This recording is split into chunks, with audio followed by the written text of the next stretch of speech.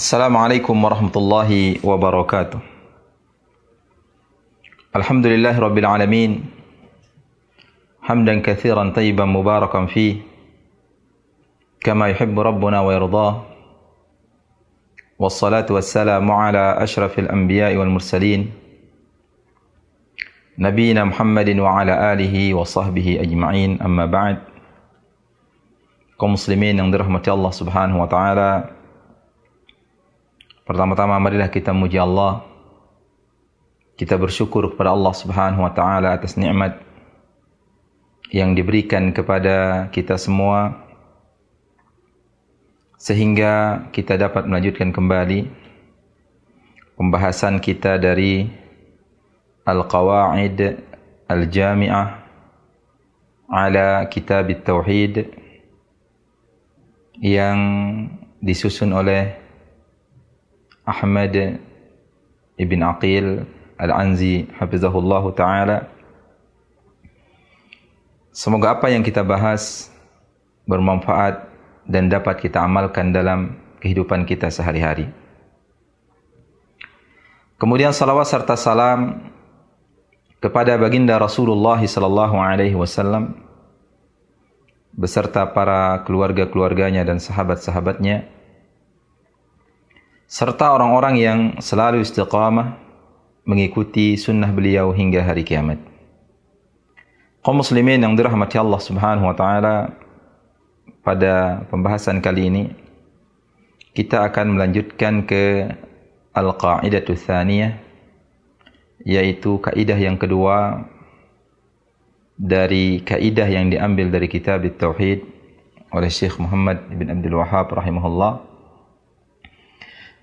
Kaidah yang kedua adalah al-ibadatu haqqun mahdun lillahi ta'ala la yusyarikuhu fiha ahadun. Al-ibadatu haqqun mahdun lillahi subhanahu wa ta'ala la yusyarikuhu fiha ahadun. Ibadah adalah hak murni milik Allah Subhanahu wa taala, untuk Allah Subhanahu wa taala. Tidak ada seorang pun yang bersekutu dengan Allah Subhanahu wa taala dalam ibadah tersebut.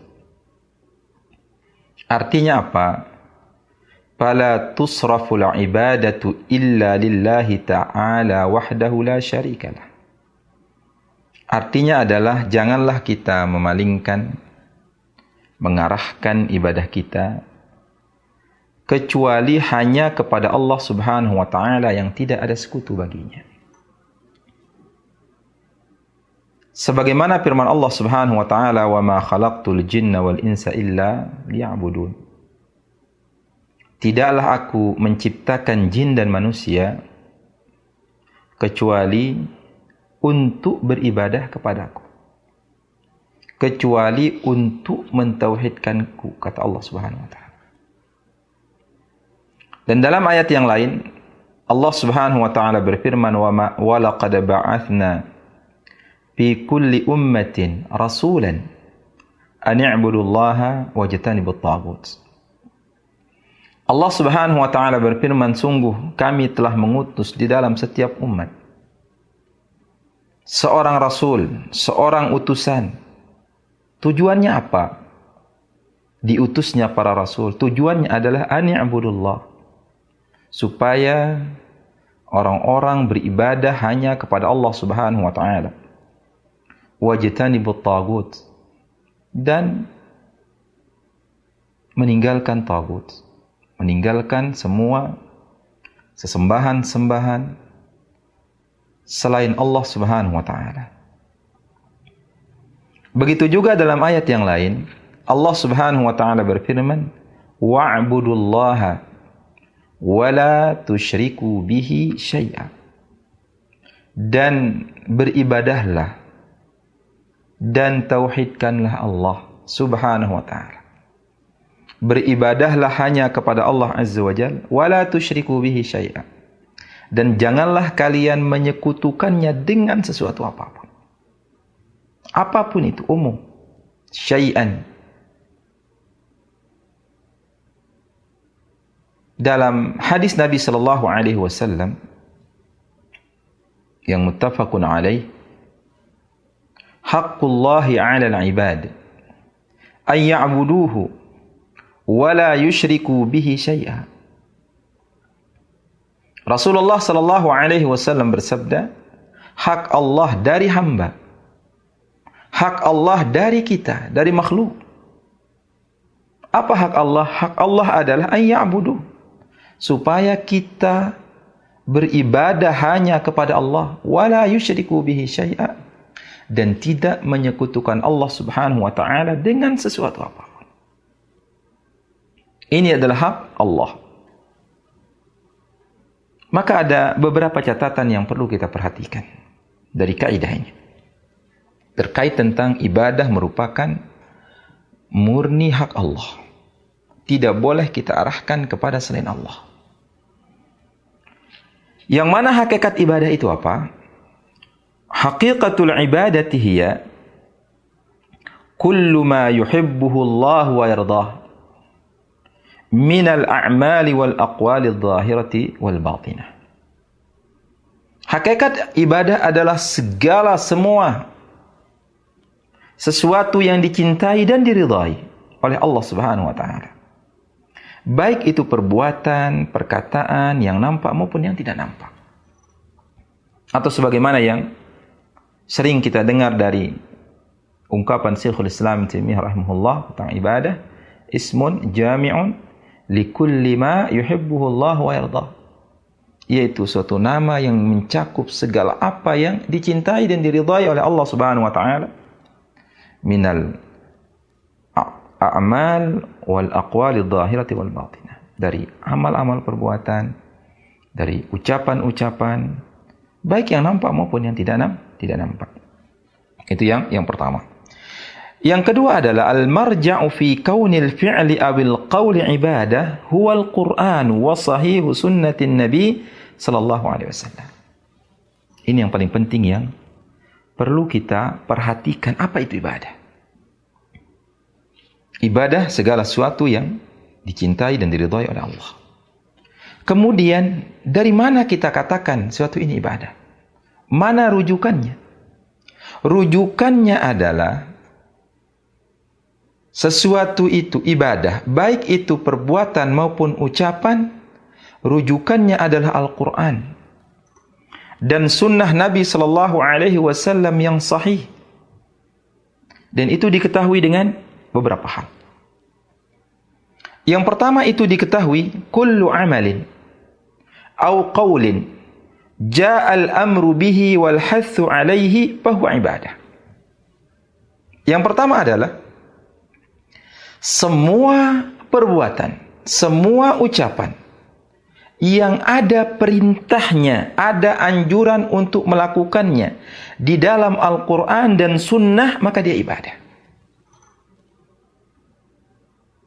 Semua perbuatan atau ucapan yang ada perintah, ada anjuran untuk kita mengerjakannya di dalam Al-Quran dan Sunnah, maka dia ibadah. Ini perlu menjadi catatan bagi kita. Yang kedua, kullu amalin au qawlin ja'al madhu li fa'ilih fahuwa ibadah. Semua perbuatan ataupun ucapan yang mana ada pujian bagi sang pelaku, dipuji oleh Allah Subhanahu wa taala di dalam Al-Qur'an maupun di dalam sunnah Nabi sallallahu alaihi wasallam. Barang siapa yang melakukan hal ini mendapat pujian dari Allah, mendapat pujian dari Rasul sallallahu alaihi wasallam, maka ia adalah ibadah. Yang ketiga, kullu amalin au qawlin uliqa alaihi thawab bahwa ibadah. Semua perbuatan ataupun ucapan yang dikaitkan dengan pahala, maka ia adalah ibadah. Barang siapa yang melakukan hal ini, maka pahalanya begini. Barang siapa yang melakukan hal ini, maka balasannya begini. balasan pahala dari Allah Subhanahu wa taala itu disebutkan di dalam Al-Qur'an dan Sunnah, maka ia adalah ibadah. Kemudian yang keempat, kaum muslimin yang dirahmati Allah, kullu amalin aw qawlin uliqal wa'idu ala tarkih fahuwa ibadah. Semua ucapan atau perbuatan yang dikaitkan dengan ancaman bagi yang meninggalkannya, bahwa ibadah, maka dia adalah ibadah. Suatu amalan, suatu ucapan, jika ditinggalkan maka akan mendapatkan hukuman, akan mendapatkan ancaman karena meninggalkannya, maka itu adalah ibadah. Kemudian yang kelima, kaum muslimin yang dirahmati Allah, kullu amalin aw qawlin uliqa alaihi al-iman bahwa ibadah. Semua perbuatan ataupun ucapan yang dikaitkan dengan keimanan, maka ia adalah ibadah. Sebagaimana sabda Rasul sallallahu alaihi wasallam tentang akhlak misalnya, akmalul mu'minina imanan ahsanuhum khuluqa. Orang beriman yang paling sempurna keimanannya adalah yang paling baik akhlaknya. Artinya itu adalah suatu ibadah. Melakukan suatu amalan, suatu perbuatan yang mana dengan hal tersebut Allah menjelaskan itu adalah sebagai tanda keimanan, maka perbuatan tersebut, ucapan tersebut adalah ibadah. Kemudian yang keenam, kaum muslimin yang dirahmati Allah Subhanahu wa taala, kullu amalin aw qawlin uliqa ala fi'lihi al-iqab fatarkuhu ibadah. Semua amalan ataupun ucapan yang dikaitkan dengan barang siapa yang melakukannya mendapatkan hukuman, fatarkuhu ibadah, maka meninggalkan amalan tersebut adalah ibadah. Barang siapa yang melakukan ini maka hukumannya begini. Barang siapa yang melakukan ini maka hukumannya begini. Maka meninggalkan perbuatan tersebut adalah ibadah. Itu dia kaum muslimin yang dirahmati Allah Subhanahu wa taala. Maka ibadah ini secara umum, wa hadhihi al-ibadatu qad takunu muta'alliqatan bil qalbi kal hubbi wal khaufi war raja'i wat tawakkul. Wa qad takunu muta'alliqatan bil qawli kadh-dhikri wa qad takunu muta'alliqatan bil fi'li kas salati waz zakati wal hajj. Maka ibadah ini kadang ia terkait dengan hati. Artinya ibadah hati. Seperti cinta, takut, mengharap, bertawakal. Ini ibadah. Tapi ia adalah ibadah hati. Wa qad takunu muta'alliqatan bil qaul. Bisa jadi ibadah itu terkait dengan ucapan. Seorang berucap, menyebutkan suatu kalimat, bisa jadi itu mendatangkan pahala yang besar untuk dirinya karena dia beribadah. Seperti apa? Misalnya berzikir kepada Allah, membaca Al-Quran, mengajak kepada yang baik, mencegah dari kemungkaran. Itu adalah ibadah. Wa qad takunu muta'alliqatan bil fi'l. Atau bisa jadi ibadah itu terkait dengan perbuatan seperti salat, zakat, haji, atau yang lainnya. Itu dia kaum muslimin yang dirahmati Allah Subhanahu wa taala. Kemudian yang ketiga yang perlu kita perhatikan juga adalah kullu ma lam yakun ibadatan fi zamanis sahabah. Semua apa yang di zaman Nabi, zaman sahabat bukan ibadah, falan yakuna ibadatan ba'da zamanihim, maka itu bukanlah ibadah setelah zaman mereka. Kenapa demikian? Kenapa apa yang bukan ibadah di zaman sahabat sekarang bukan ibadah juga? Lianna as-sahabata lam taputhum khislatun min khisalil khair. Karena sahabat itu tidak ada yang ketinggalan kebaikan, sifat-sifat kebaikan dari mereka. Artinya apa yang diajarkan oleh Rasul sallallahu alaihi wasallam itu sudah dilakukan oleh sahabat Rasulullah sallallahu alaihi wasallam. Jadi apa yang bukan ibadah pada zaman sahabat, maka sekarang tidak bisa dikatakan sebagai sebuah ibadah. Ini adalah hal yang perlu menjadi catatan bagi kita. Karena kalau perbuatan tersebut adalah ibadah, maka para sahabat yang paling pertama melakukan hal tersebut. Kemudian yang keempat, kaum muslimin yang dirahmati Allah, aslul ibadati al-ibadatul qalbiyah. Dasar ibadah itu adalah ibadah-ibadah hati. Artinya, kita harus memiliki perhatian yang besar. Selain ibadah-ibadah zahir, kita harus memiliki perhatian terhadap ibadah-ibadah hati. Fakullu ibadatin qawliyatin aw fi'liyatin fa asluha al-ibadatul qalbiyah. Maka semua ibadah, baik itu berupa ibadah ucapan ataupun ibadah perbuatan, maka asasnya, dasarnya adalah ibadah-ibadah hati. Wa hadha la yad'una wa hadha yad'una ila al-ihtimami bi tahqiqil ibadatil qalbiyah. Dan ini mengajak kita untuk kita memiliki perhatian dengan kita merealisasikan, melaksanakan, mengamalkan ibadah-ibadah hati. Wala yufhamu min dzalika adamul i'tina'i bil ibadatil qawliyati wal fi'liyah. Bukanlah dipahami dari hal tersebut kita tidak memperhatikan ibadah-ibadah ucapan maupun ibadah-ibadah hati. Bukan artinya yang penting hati saya bagus, apapun saya ingin lakukan. Tidak demikian. Karena apa yang kita lakukan dari perbuatan lisan, perbuatan anggota badan, itu berawal dari hati.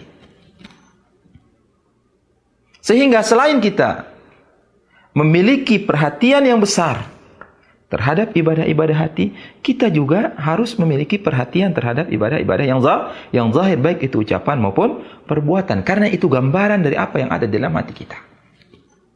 Sebagaimana sabda Rasulullah sallallahu alaihi wasallam, "Ala inna fil jasadi mudghatan idza salahat salahal jasadu kulluh wa idza fasadat fasadal jasadu kulluhu ala wahyal qalb."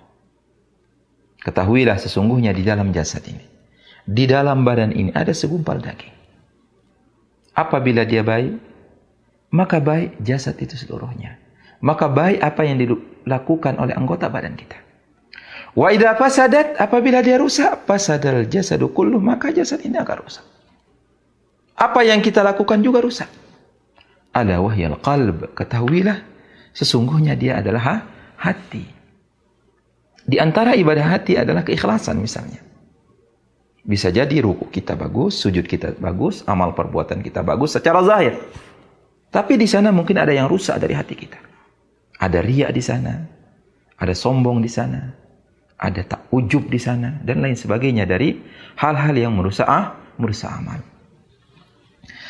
Kemudian yang kelima, kaum muslimin yang dirahmati Allah Subhanahu wa taala, al-ibadatu mabniyatun ala kamalil hubbi ma'a kamalil khudu'i.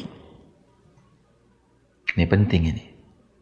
Ibadah itu dibangun di atas kesempurnaan cinta bersamaan dengan kesempurnaan merendahkan diri di hadapan Allah. Tunduk di hadapan Allah Subhanahu wa taala. Selain seorang itu menundukkan diri, menghambakan diri, menghinakan diri di depan Allah, Dan apa yang dilakukan dibangun di atas dasar cinta kepada Allah Subhanahu wa taala. Kita salat, kita zakat, kita tunduk atas perintah-perintah Allah. Selain kita tunduk atas perintah-perintah Allah, ibadah-ibadah yang kita lakukan ini didasari dengan dasar kecintaan kepada Allah. Dengan dasar kecintaan kita mengamalkan amal ibadah tersebut. Tidak kita melakukannya dengan benci. Tidak kita lakukannya dengan berat. Tidak suka. Kita melakukannya hendaknya dengan cinta, dengan kesenangan. Fala yusamma al-'abdu 'abdan lillah hatta yuhaqqiqa martabatal mahabbati ma'al khudu'i lillahi ta'ala. Maka seorang hamba tidaklah dikatakan sebagai hamba Allah, hamba yang taat beribadah kepada Allah, hingga ia benar-benar merealisasikan tingkat cintanya kepada Allah disertakan dengan ketundukan hanya kepada Allah Subhanahu wa taala. Kaum muslimin yang dirahmati Allah Subhanahu wa taala, kemudian yang terpenting juga yang ketujuh, kullu man istakbara ala ibadatillahi ta'ala fasayaqa'u la mahalata fi ibadati ghairillahi ta'ala. Semua orang yang sombong, yang enggan dari beribadah kepada Allah Subhanahu wa taala, maka tidak ada lagi hal yang dapat mengeluarkan dia kecuali dia beribadah kepada selain Allah.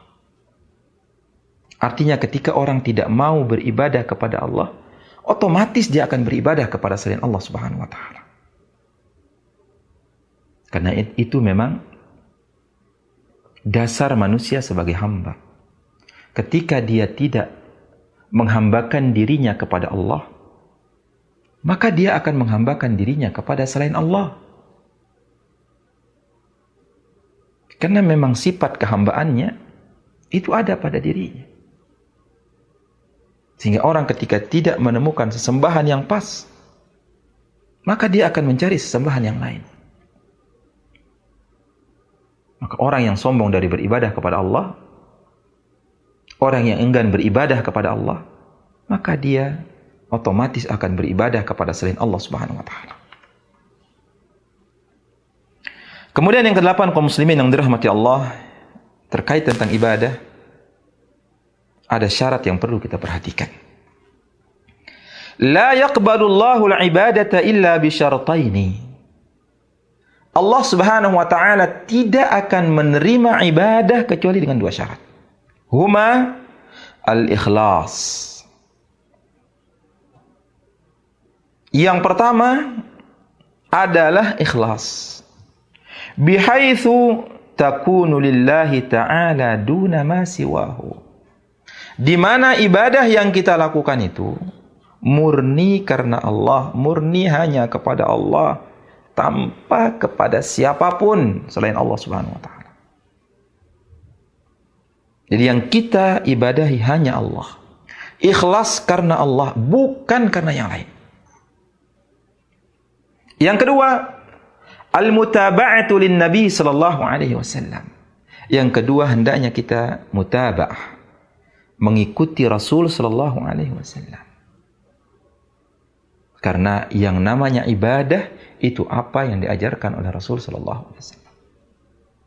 Dengan cara Rasul sallallahu alaihi wasallam. Bagaimana cara Rasul sallallahu alaihi wasallam mengajarkan kita ibadah kepada Allah, dengan cara itu kita beribadah kepada Allah Subhanahu wa taala. Sebagaimana firman Allah Subhanahu wa taala, "Wa ma umiru illa liya'budullaha mukhlishina lahud-dina hunafa." Dan tidaklah mereka diperintahkan kecuali untuk beribadah kepada Allah Subhanahu wa taala dengan ikhlas. Karena Allah, sesuai dengan ajaran Allah Subhanahu wa taala. Sesuai dengan agama yang lurus, agama yang bersih dari kesyirikan kepada Allah Azza wa Jalla. Yang kedua adalah qul in kuntum tuhibbunallah. Katakan wahai Muhammad kepada mereka, in kuntum tuhibbunallah, jika kalian benar-benar cinta kepada Allah. Ada syarat. Ketika kita mengakui diri kita cinta kepada Allah, ada syaratnya. Syaratnya adalah fattabi'uni. Syaratnya adalah ikuti aku. Ikuti Rasul sallallahu alaihi wasallam. Yuhibbukumullah, niscaya Allah akan cinta kepada kalian. Ini adalah ayat al-imtihan, ayatul ibtila. Ini adalah ayat ujian. Kita lulus ujian atau tidak? Mari kita uji dengan ayat ini. Ketika kita mengakui diri kita cinta kepada Allah, perlu diuji, benar enggak cintamu kepada Allah? Bagaimana ujiannya adalah ikuti Nabi atau tidak? Ketika kita benar-benar mengikuti Rasul sallallahu alaihi wasallam, berarti itu menunjukkan kecintaan kita kepada Allah Subhanahu wa taala. Kita mengakui diri kita cinta kepada Allah, tapi kita tidak mengikuti Rasul sallallahu alaihi wasallam, maka kita telah berdusta di dalam pengakuan kita akan cinta kita kepada Allah Subhanahu wa taala. Ini adalah ujian. Kaum muslimin yang dirahmati Allah Subhanahu wa taala, waffaqana Allahu jami'an likulli khairin wa jannabana kulla syarrin. Kita memohon kepada Allah Subhanahu wa taala, semoga Allah memberikan taufik kepada kita semua untuk kita menempuh jalan-jalan kebaikan, dan semoga Allah Subhanahu wa taala memberikan kita taufik untuk kita dapat menjauhkan diri kita dari semua keburukan. Mungkin itu saja yang dapat kita sampaikan. Mudah-mudahan bermanfaat bagi kita semua dan dapat kita amalkan dalam kehidupan kita sehari-hari. Subhanakallahumma wa bihamdika asyhadu an la ilaha illa anta astaghfiruka wa atubu ilaika. Wa sallallahu ala nabiyyina Muhammadin wa ala alihi wa sahbihi ajma'in. Assalamualaikum warahmatullahi wabarakatuh.